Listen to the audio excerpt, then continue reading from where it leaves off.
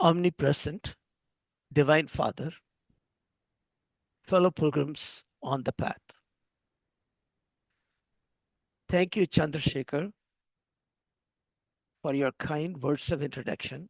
And thank you, Jean, for hosting the Zoom conference. And thank you, Sunil and Jean, for helping put the speakers together. I consider it a great privilege and honor to be part of this birth centenary celebration satsang. This is the week of Yugadi. Swami once told Bhagavan Krishna left his physical form on February 20th, 3102 BCE, which is 5127 years ago. And he said, since then, in memory of the advent of Krishna on that day of his Mahasamadhi, we have been celebrating Yugadi. The name of the new year is Vishva Vasu. Vishva means world, universe, cosmos. Vasu means wealth. So this year brings us the special blessing of the wealth of the universe, the wealth of the cosmos, the wealth of the world. And on this auspicious occasion of Swami's birth centenary. What could be the wealth of the universe? What could be so special, which is universal for every being? Let's just ponder a little bit about that. What is one thing that everyone will want? See, even if it is a person who is uneducated, whether he is an uneducated person or whether he is an erudite scholar, whether he is a pauper or a billionaire, maybe these days a trillionaire, or someone who is a common citizen or who wields enormous power. What is it that everyone wants? We have to come to the conclusion that peace of mind. No amount of wealth, no amount of power, no amount of popularity can bring us peace of mind.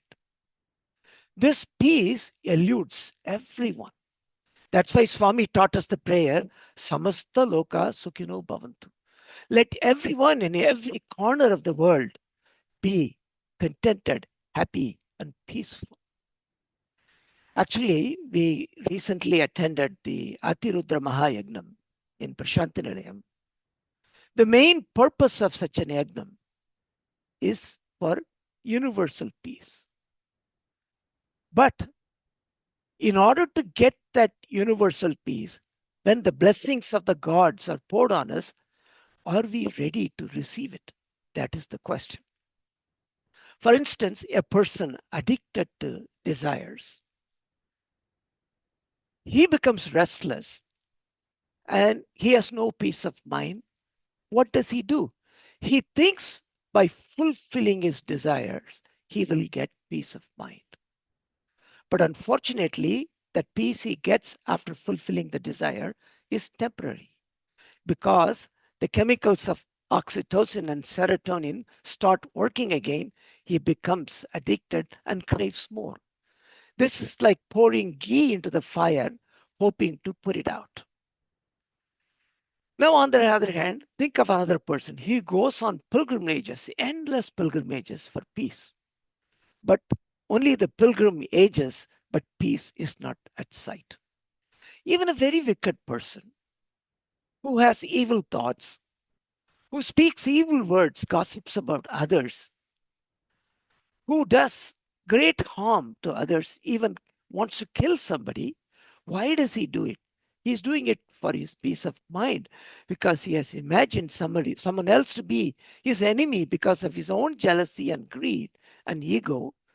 And he feels unless he hurts that person or insults them, he will not have peace of mind. But what he doesn't understand is every evil word, every evil thought, every evil deed comes back to the person who originated it thousandfold, millionfold. Even when we do good acts, if we have the slightest tinge of expectation, of gratitude, of some praise, then we will have no peace of mind. Because peace transcends good and bad. The Kathopanishads, in its Shantipata, the prayer for peace, says, we all know the prayer. Om Sahana Vavatu, Sahanau Bunaktu, Sahaviryam Karavavahe, Tejasvina Vaditamastu, Ma Vidvishavahe. Om Sahana Vavatu. Let us desire and pray for peace. Om Sahanau Bunaktu. Let us work together to sustain that peace. Sahaviryam Karavavahe. Let us pool all our resources and vitality to sustain that peace. Tejasvina Vaditamastu. Let us shine in the effulgence of the universal peace. Ma Vitvishavahe. Let us not fritter away this wonderful chance of peace, giving into our petty desires and differences of opinions. Om, peace, peace. Now, where is this peace? Is it deep in the belly of the earth? Is it available for sale? Is it deep in the ocean? Is it in the space? How can we get that peace? Swami says, when there is righteousness in the heart of the individual, there will be beauty in character. When there is beauty in character, there will be harmony at home. When there is harmony at home, there will be order in the nation. When there is order in the nation, there will be peace in the world. The peace of the world, the universal peace, is based on the building bricks of individual peace. Without individual peace, we cannot attain universal peace. And without the support of the universal peace, individual peace cannot be attained. The question is, how do we get this peace? Swami tells us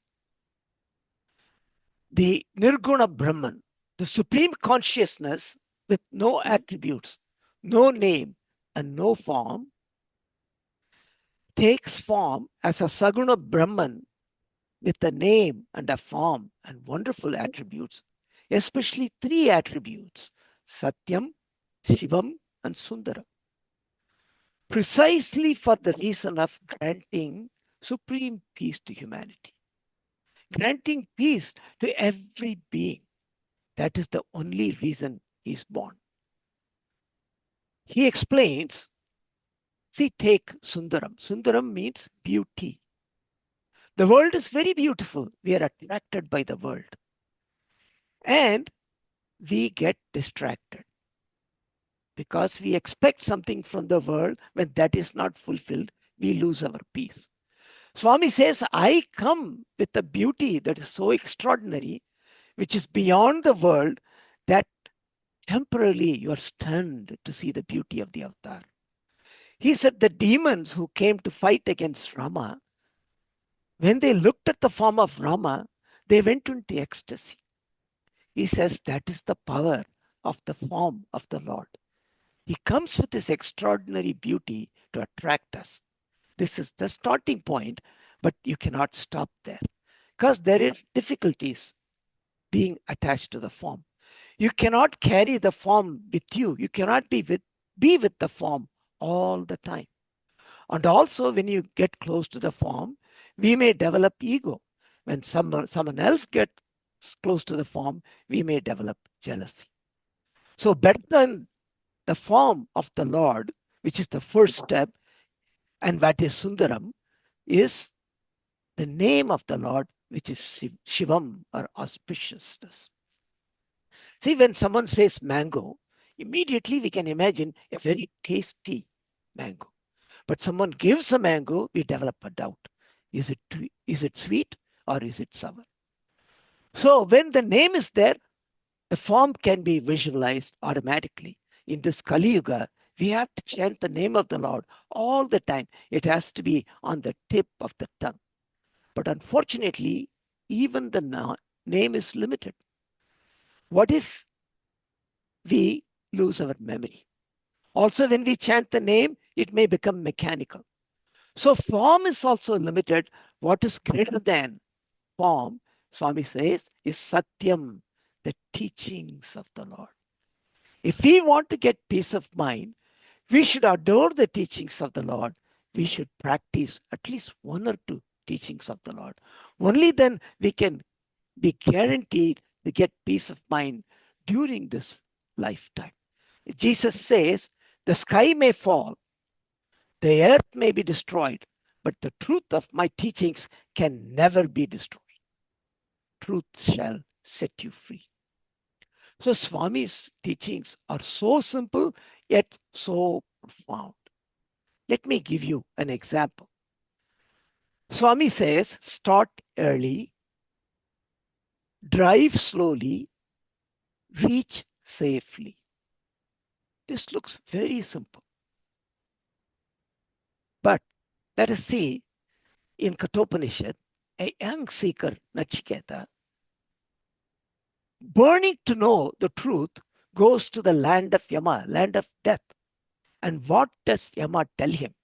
He tells Nachiketa, Uttishta, Jagrada, Prapyavaran, Nibodada. Uttishta, start early. Jagrada, drive slowly. Prapyavaran, Nibodada, reach safely. What does start early mean? Of course, from a physical sadhana, you have to get up early in the morning, then you have Brahma Muhurtam, all those things. Or you have to, as a young child, you should be interested in spirituality. But truly, the true meaning of start early is our first thought should be God. Our last thought should be God. In between, it's preferable if we can think of God all the time. But since it's not possible, Bhagavad Gita, Krishna says, when you focus on something which will do good for others, focus 100%, but make that nishkamya karma, selfless act. But the starting, our first thing is we should develop love for God. Now, how do we develop this love for God? Swami says this teaching is very important. Swami says, you don't have to worship me. You don't have to pray to me. You don't have to praise me. You don't have to sit in the front line to get my attention. Follow my teachings. I will follow you. See, it's like this. Ramakrishna Paramahamsa used to tell, a villager comes to a town. Of course, when he travels, he carries a lot of luggage. But if you want to visit the town and enjoy your trip, you cannot be lugging the luggage everywhere. So find a place to stay, put the luggage there, then enjoy your trip. Similarly, Swami says this life is a journey. You come to this world, but unfortunately, you come with a lot of baggage. Prarabdha karma, worries. So wherever we go, we are burdened with our worries. Swami says, come to me, offer all your worries, offer all your aspirations, offer all your weaknesses. I shall give you peace, bliss, and love in return. I shall take care of you. So this Deva Priti, this love for God, is the first thing. First, we have to develop a connection with the Lord. I remember an interesting dream I had a couple of years after Swami left his physical form. In the dream, Swami was giving darshan in Sai Kulwant Hall. I was sitting in the veranda. Swami looked behind and motioned me to come and sit next to him on his left side. And I was sitting there. Swami was enjoying the bhajan. And then he slowly turned to me and he said, almost whispered, he said, Shankar, give me your phone number. I was shocked. How can I give a phone number? Bhajan is going on. So should I give him the phone number, the area code, country code? Or should ask the boy who is attending to Swami to give me a pen and paper? Should I write down the phone number? While I was thinking, Swami turned again. He said, give me your phone number. While I was thinking, Swami moved his hand and a beautiful pink Apple iPhone materialized. And then he gave it to me. He said, add your name to my contact list. So I took Swami's iPhone, which was so ornate, and then I clicked the contact list. And lo and behold, the phone is keep on circling. The contact list is so huge. He is the God of the universe. He knows everybody. So it's not coming back for me to add my name. Swami, wait, 5 minutes passed. Then he turned to me. He was getting upset. Have you not added your name to my contacts list? I looked helpless at him. Swami said, give me the phone back. It disappeared. And then Swami, with a beautiful smile, said, everybody is in my contact list, including you. My question to you is, am I in your contact list? Have you sent me an invitation? Swami says, I am waiting like a servant in front of your heart. I have given you free will to lead your life any way you want, but I'm hoping one day you will invite me in. So we have to develop this contact with God. That is, start early. Because without God, this life is meaningless. And without God, we can never enjoy peace. Now, the second thing is, Swami says, drive slowly. I remember we used to go to Prashna. Swami said always that you should come twice a year. Once for Guru Purnima, once for birthday. Then I told Swami, Swami, I get 10 days holidays during Christmas. It gets wasted. So instead of coming for birthday, why don't I come for Christmas? Swami said, no, you're coming only for Guru Purnima and birthday. And if you can come extra, you can come any number of times. 1990, when we went for birthday, Swami told me, you go back with Sunil. I know Uma is going to stay with her parents. So come back in 3 weeks and come and stay with me. You have told me you have 10 days holidays. So come back and stay with me. So we went there. And on New Year's Eve, 1991, Swami gave an interview. And in that, Swami was talking, and suddenly he looked up in the sky. And then he suddenly told me, you see, ask Sunil to be careful. While driving, he frequently goes to sleep. And then he looked at Uma, your brother also is a careless driver. I cannot save them every time. Of course, it was wonderful to hear Swami's omniscience, but I never take Swami's words for granted. There is always a great message behind it. I thought deeply over it. Because Swami once told me, I am like a watchman. I am watching you. I am watching your words, actions, thoughts, character, and heart. Be careful whatever you do, whatever thought you develop, whatever word you speak, whatever action you do. Ask yourself, will Swami approve it? Will Swami be happy about it? Swami says it's very important. That's why first is Daiva Priti, second is Papa Piti, fear of sin. Fear of, what is the sin? Fear of our own ego. See, all the problems in the world happens. Why? Swami once told me there are three things in you. The one you think you are, the one others think you are, the one you really are. All the problems arise because of the fight between the one you think you are and the one others think you are. Instead of focusing on the one you think you are and the one others think you are, you should focus only on the one who you really are. That is the only way to develop this fear of sin and develop love for God. Now, this ego is a very strange thing. It suffers from three maladies: Maya, Moha, and Kapata.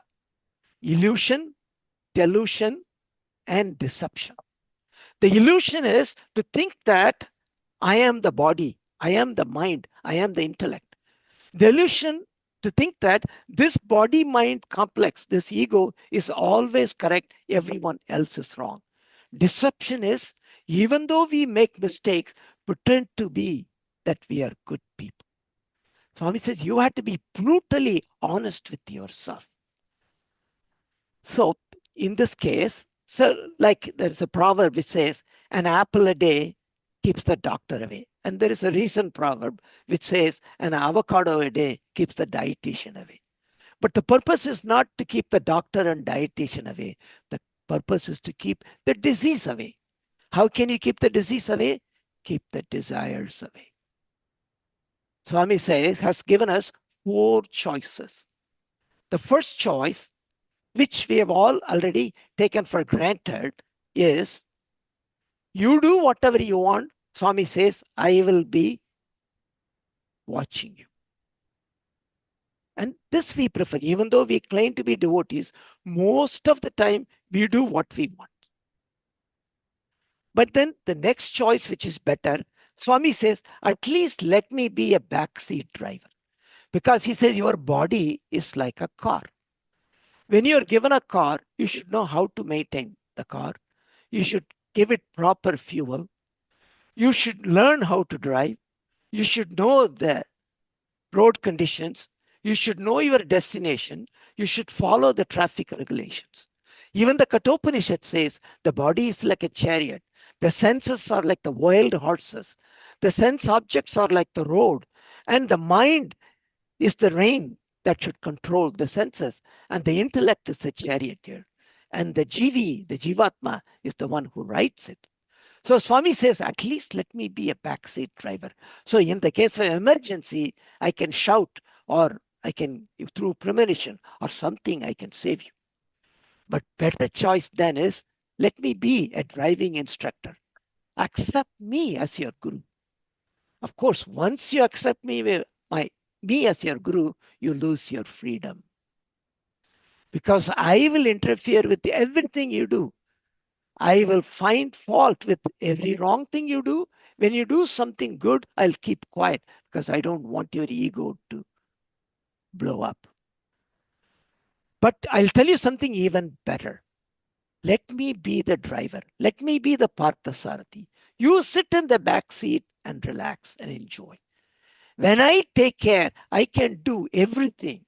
Yogakshemam Vahamyagam. I'll take care of your worldly needs. I will take care of your spiritual needs. Sarvadharma parityaksha mamekam sharanam vraja. Give up all your sense of what is good, what is bad, and surrender to me. Obey me. Follow my command. I will take care of you. See, even the Upanishad says, Bhadram karnebi shunyam deva. I will be very careful. I will only listen to auspicious things. I will be very careful. I will only see auspicious sights. I will be very careful. I will control my senses and realize the goal of my life in this birth itself. So this is Papa Bhiti, fear of sin. And that is drive slowly. But ultimately, we should reach safely. It's not only our safety, the safety of everyone. That is Sanganiti, service to society. Not only it's enough we love God, we fear our own ego, we should serve society. All three should go hand in hand. Actually, a few years ago, we met a couple at Prashna. We were so inspired by them, but by their devotion and dedication to Bhagwan. So we were so inspired, and then we told the husband, of course, they want to remain anonymous, so I am going to think of some names for them. Let's call the husband Arjun, and let's call the wife Ahalya. So Arjun, I told him, this your story is so inspiring, you should give a talk. He said, no, sir, I'm so afraid of my ego. I only want to love Swami. I only want to follow his teachings. I want to serve society. I am not interested in being a speaker. Then I told him, I am very unfortunate. I've been asked to speak many times. I've committed the sin so many times. But then I want to share with you this wonderful, inspiring story. I'm sure you will all love it. So this Arjun is from South India. Even from a young age, he had this deep sense of yearning that he thought, what is the purpose of life? What am I doing here? What is real peace? He wondered. Then in that village, there was a Sai Center. He attended the Sai Center, and his mentor was a father of a very good alumni bhajan singer. So he was inspired by him. He loved Swami so much. He attended Balvikas. Balvikas shaped him up. And he learned so many things in Balvikas. He attended bhajan regularly. He loved to sing bhajans. But above all, he loved Sathya Sai Speaks. For him, Sathya Sai Speak was his Bible, Gita, and Quran. And Sathya Sai Baba was his only God. He was Rama, Krishna, Jesus, Allah, everybody put together. So as he was growing up, he joined a local Sai school and he studied well. And then he joined the medical profession. He became a doctor. And then he set up practice. So he used to come as an alumni to Prashna, but he never had any physical contact with Swami. Day to day, his love for Swami was increasing and his burning desire to follow Swami's teachings. He will randomly open a Sathya Sai Speaks, and anything which Swami says that day, he would like to practice it. Such was his enthusiasm. So, as it was going on, he set up the practice. The practice went very well. Then he felt guilty. Swami says, you should serve selflessly. I'm charging too much. So one day he decided, I'm going to reduce the charges by half. But after a month, according to his dismay, his income doubled. More patients came to him. Then after some time, he said, I'm going to make the charges 1/3. Again, the same thing happened. Even more patient came and his income tripled. So everything was going well. And the parents thought, son is doing well. He has a good business. Now it's time to get him married. He should have the same suffering we enjoy in samsara. He should also have the same bliss that we are enjoying. But the boy was devastated. He didn't want marriage. He wanted to serve Swami. He wanted to dedicate himself to Swami. Because in the Sathya Sai Speaks, Swami said, you should try to realize God in this birth itself. He said, Swami, bless me that I will realize you in this birth. I don't want any more birth. I don't want any more attachment. But Swami also said, never hurt your parents. Father is God, mother is God, mother is God, father is God, and never hurt them. So he had to obey his father and mother. So he agreed to marry. And he knew the girl they chose, but he prayed to Swami. You see, even though he never had any direct contact, Swami used to come frequently in his dreams. He will give him instructions, he will obey. So he prayed to Swami, Swami, I don't mind going through the suffering of marriage, but this girl, she may have so many aspirations in life. Her life will be ruined marrying a useless guy like me. And Swami said, don't worry. And he said, Swami, I only want to realize you in this birth. I really don't want marriage, but I had to obey my father. And then he had a dream in which he saw 5 children. Most of them were severe, their limbs were severely distorted. Swami told him in the last birth, you had 5 children who had severe problems, but you took care of them with so much love. You pleased me. In this birth, you will not have children. You will serve me. And don't worry, I will go in your wife's dream. I will tell. So Swami went into his Ahalya's dream and said, you will not have a child in this birth. You are going to be dedicated to me in this birth. So they both decided we will live like brother and sister. And of course, he said, she's like my daughter, pretty much. And everything was going smooth.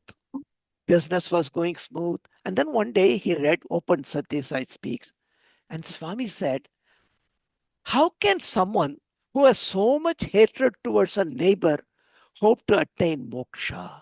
He was shocked. Because it so happens that his uncle, who is the neighbor to us, 20 years ago, he cheated his father, his uncle, and he took the property. So there was a lawsuit in the courts, and they have become bitter enemies. So even when the uncle came to compromise, he told him, I cannot be fooled. I'm not gullible like my father. I will never talk to you.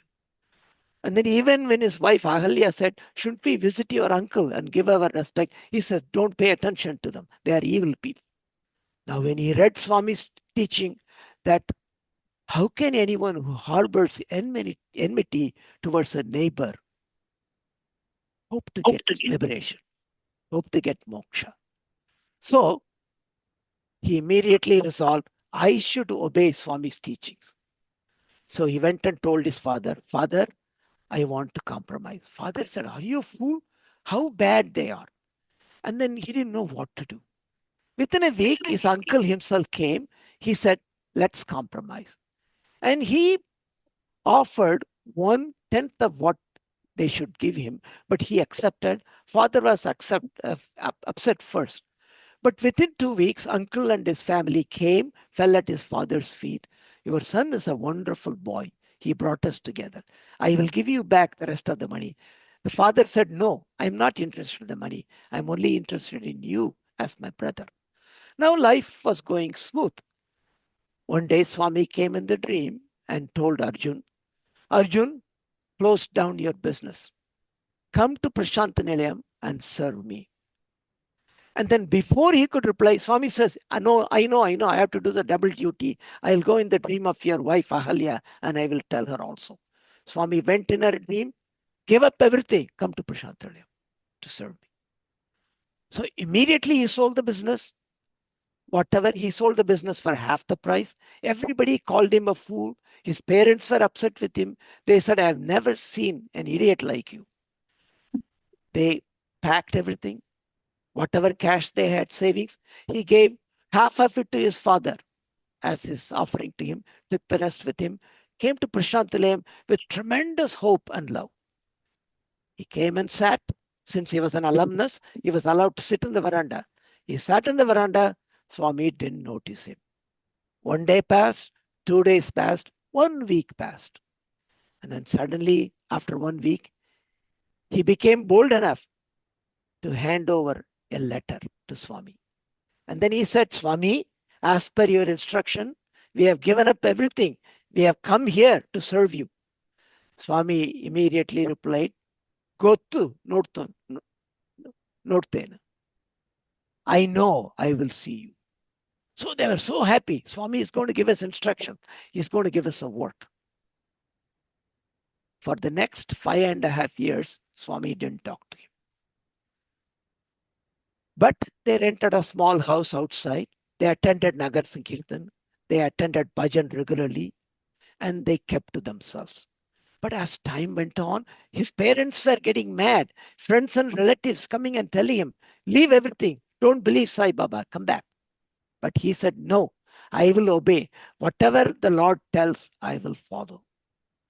Then it happened that, and then of course, after 5.5 years, Swami one day came to him and told, go to the hospital and start working. So he was very happy, went to the hospital and met the director, said, Swami has told me to work.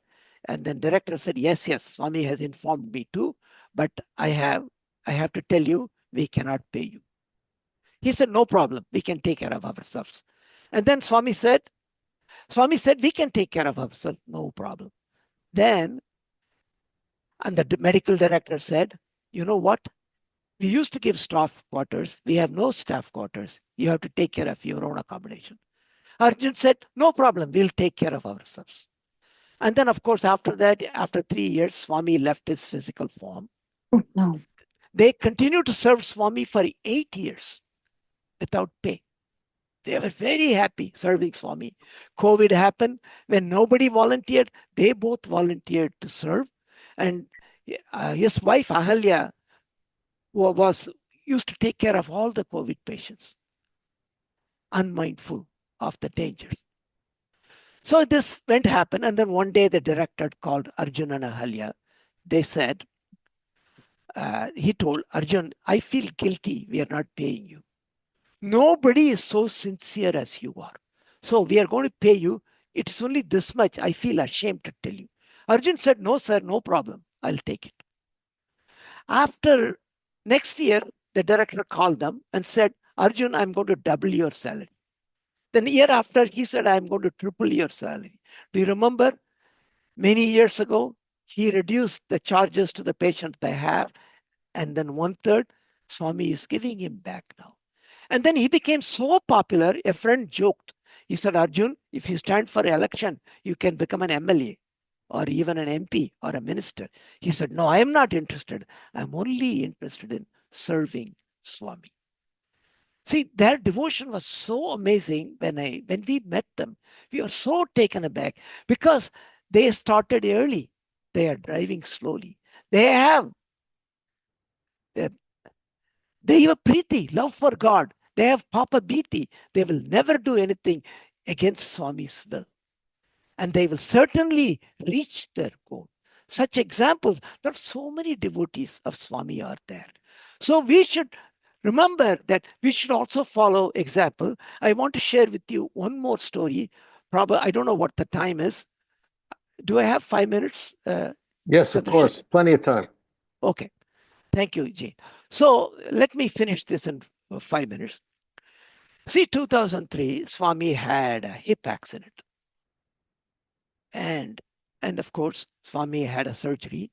And after that, Swami could never walk like he used to walk. And Swami was confined to a wheelchair. See, there is a prayer called Krishnashtakam. It says, Adaram Maduram, Badanam Maduram, Nayanam Maduram, Hasitam Maduram, Hridayam Maduram, Gamanam Maduram, Mathuradipate Maduram Maduram. He said, your lips are sweet, your face is sweet, your eyes are sweet, your smile is sweet, your heart is sweet, your walk is sweet. And here, seeing Swami, that beautiful walk gliding through, I used to cry many nights in my bed. I used to pray to Swami, Swami, give me that illness. I am totally useless for this world. You are needed for your devotees. You have to be healthy. I used to cry and pray. No one knew about it. 2003 birthday, we went. In a brief moment when I had a chance with Swami, Swami scolded me. Do you think I'm helpless? All the powers are in the palm of my hand. Nothing happens without my will. Look at the bright side. Since Swami has this illness, how much you are all devoted to me. How much you are all praying to me to cure me. Then Swami said something which shook me. He said, if it will improve the devotion of my devotees even a tiny bit, I don't mind experiencing any amount of suffering. See, as a 6-year-old, I was going to a Christian missionary school. When I was introduced to Jesus, and have 7. I loved Jesus. I loved his teachings. I loved the Sermon on the Mount. But one thing I never understood, why this powerful Jesus allowed himself to be humiliated, insulted, and crucified.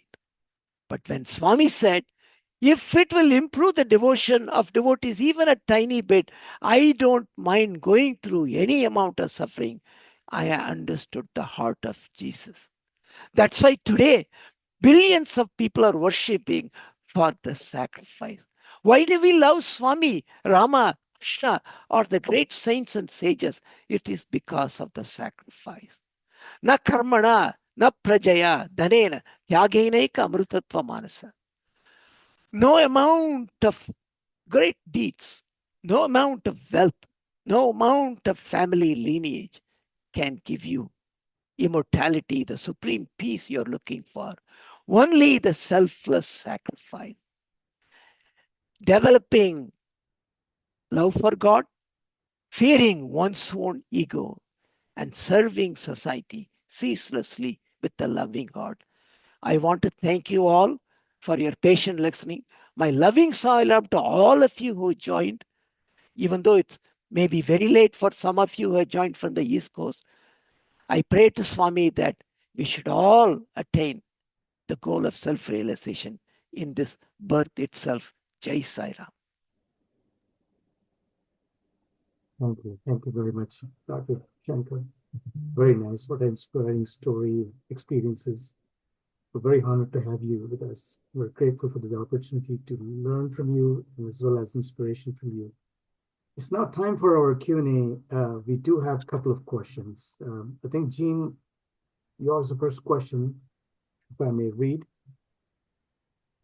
Jean is asking, please tell us, Dr. Shankar, about the hot water story and anything from the Kodaikanal stories. The hot water story always puts me in hot water.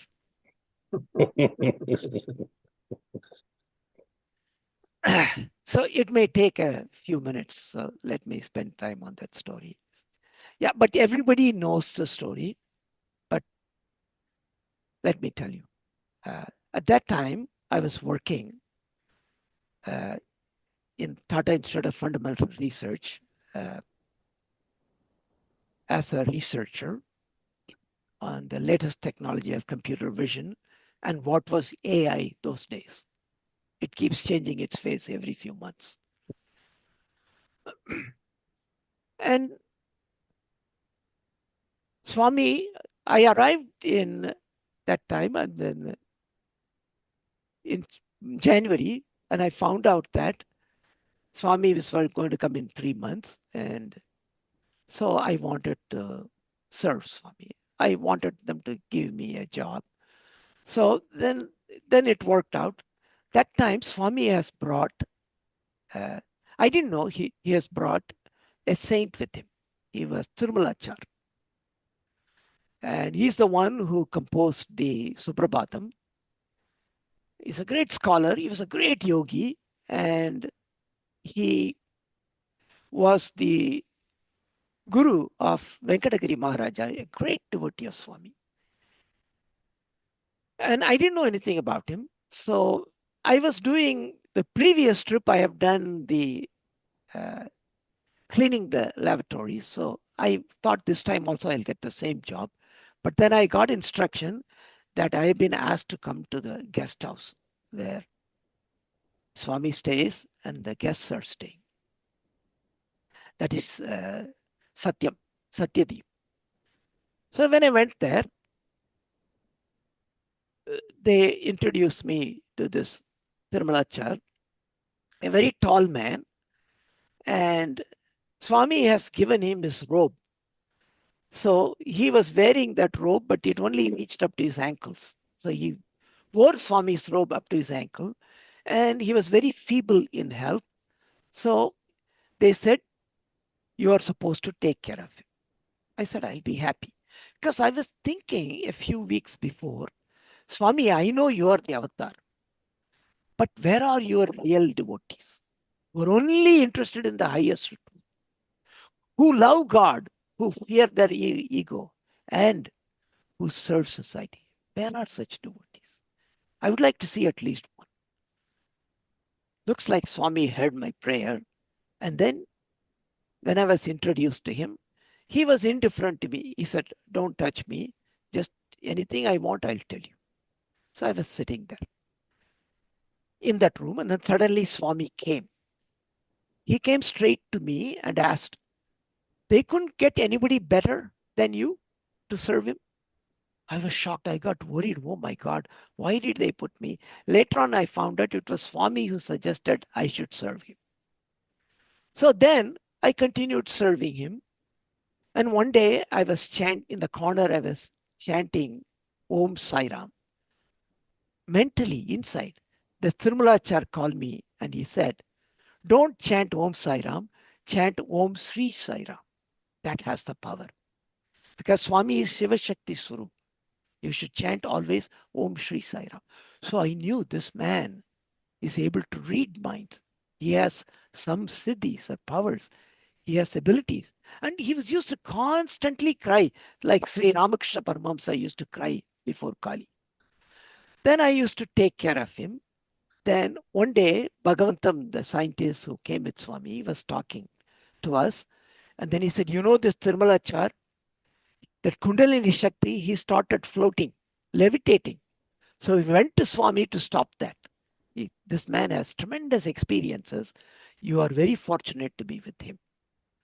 So one day Tirmalachar said, I'm going to teach you yoga. I'm going to explain to you the various chakras and everything. I was so overjoyed. So as soon as he said, then he started explaining. Swami came in. Swami said, oh, you have become a teacher. And he looked at me, you have become a student. Then we both got scared. And Tirumala said, Swami, who am I to become a teacher? Then he said, don't come near me. I won't teach you anything. Swami stopped that. Then it went on like that. And then one day Swami said, one day he asked me, what is the plan tomorrow? I said, I don't know, Swami. He said, take him to Bombay sightseeing. Take him to Gateway of India. Take him to Mahalakshmi temple. Because people will, in his village, people will talk. Swami took Tirumalachar. He didn't even allow him to see anything in Bombay, and they will blame me. So you better take him. And Tirumalachar said, Swami, I'm not interested in seeing anything. I only want to be with you. I don't want sightseeing. Swami said, no. You are going and you are taking. So they arranged for a car. One Sevadal volunteer. He was a little bit well-nourished volunteer. He was the owner of the car.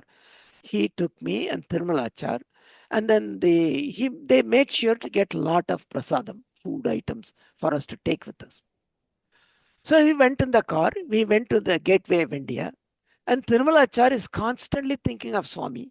So he's not even remembering anything. We had to wake him up from his meditation. He goes into samadhi frequently. We said, this is the Gateway of India. He said, yo, yeah, and then he went to sleep, samadhi again. Then this, my friend said, see, let us eat prasadam. We have brought everything. Swamiji is not eating. Let us eat. Then I said, no. How can we eat? I'm not hungry. Let us give to the poor people. We have brought this. He said, no, prasadam should not be shared with anybody. We should eat it ourselves. And I was afraid to argue with him because he will leave me there. So we ate a little bit. And I'll tell you why I'm telling this. Then we went to the Mahalakshmi temple. And there he lost himself. And we took him. Then he almost became dead. I got worried. We brought him back.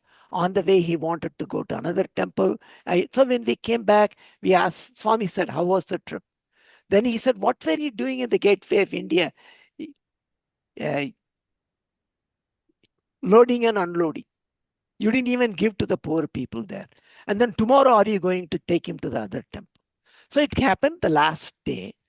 Then meanwhile, he used to go to bathroom 4 times a night, 5 times.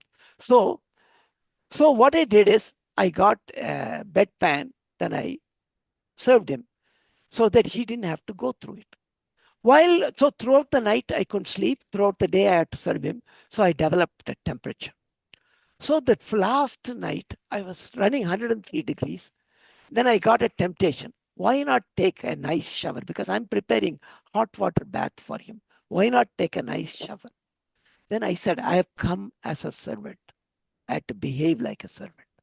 In fact, Swami says, you have come to this life in this world as a servant of God. You should always behave like a servant of God. God is always the boss. God is the master. Make God the Parsasarathi, the charioteer of your heart. So I said, no, I will not do it. So I went to the garden pipe and this cold water, it was hurting so much. So I was washing my clothes. Next time I put my hand, I pulled my hand because it was steaming hot. I was shocked. How did the water suddenly become steaming hot? I took a nice shower, came. This time Swami came in, Swami came straight and took my hand and put his fingers through where it hurt. He said, did it hurt too much? Look at the compassion of the Lord. Then I said, no, Swami. Then Swami said, Kya pass kiya? What have you passed? I said, nothing, Swami. I have not passed anything. He left it like that. So that was the hot water miracle in the sense that whatever we do, God knows everything. His compassion is tremendous.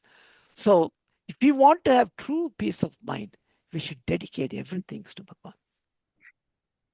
Thank you. Wonderful. Thank you. One more question we'll take from Maria from Concord. Maria has a question. Dr. Shankar, how can we know what is Swami's will?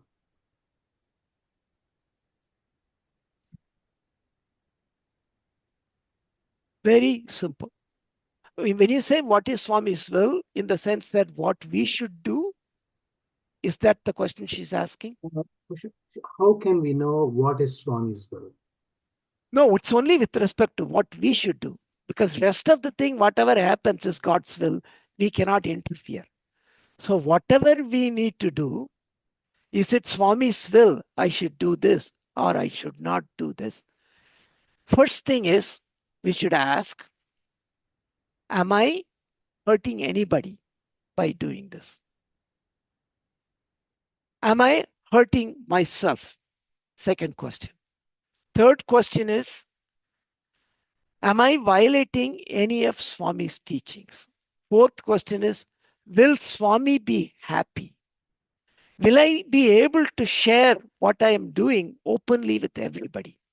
If the answer is no to any of these things, it is not Swami's.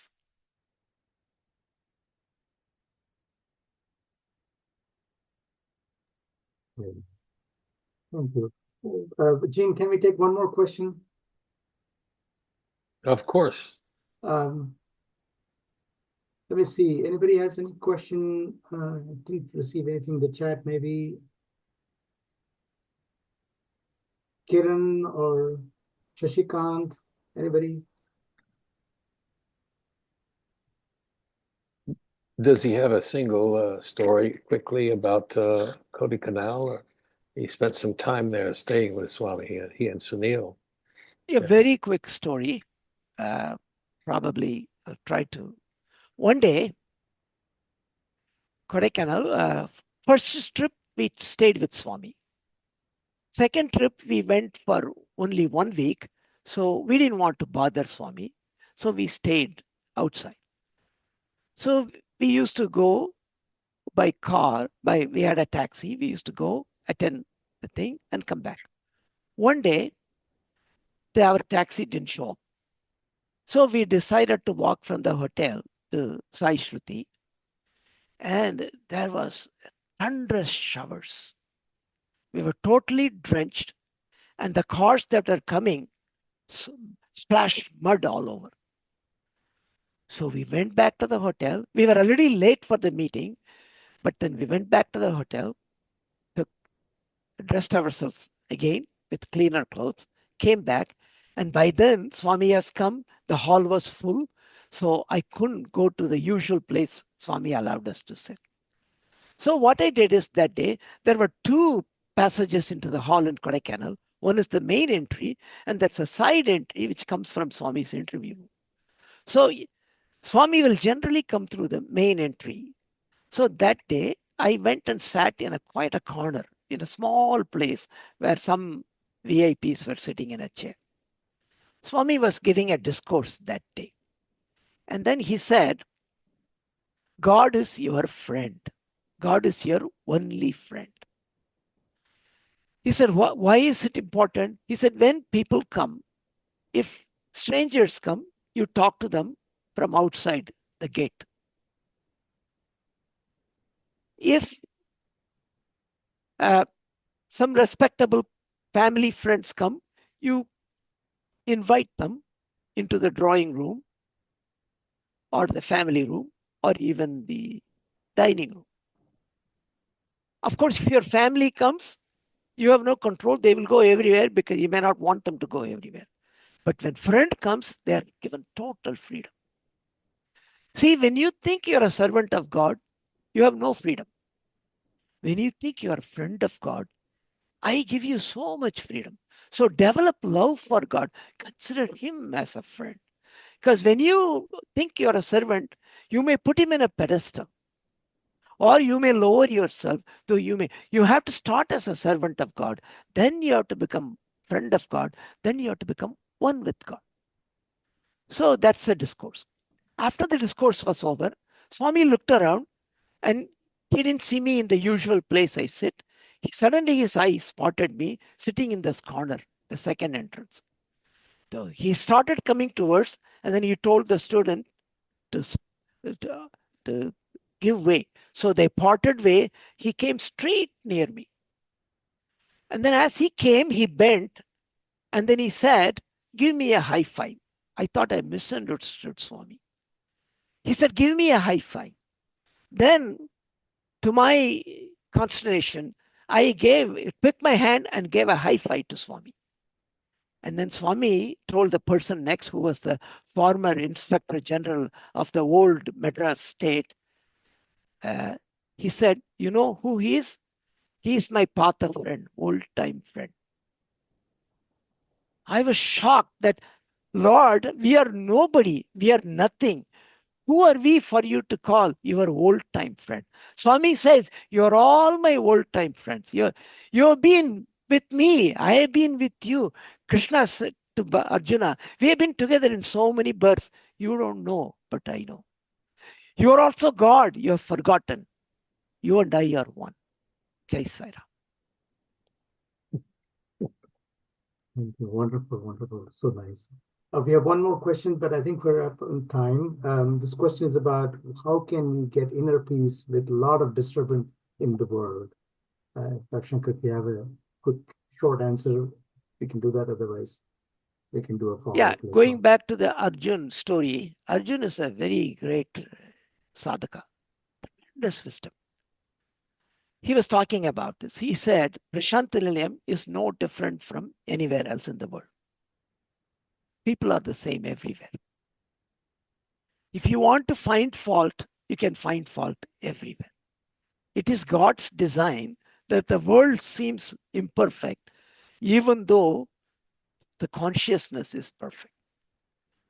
So there will always be problems. And you cannot solve these problems. The only thing you can do is, if you focus on Swami, the problems will melt away. When you focus on the form of God, name of God, and teachings of God, these problems are irrelevant.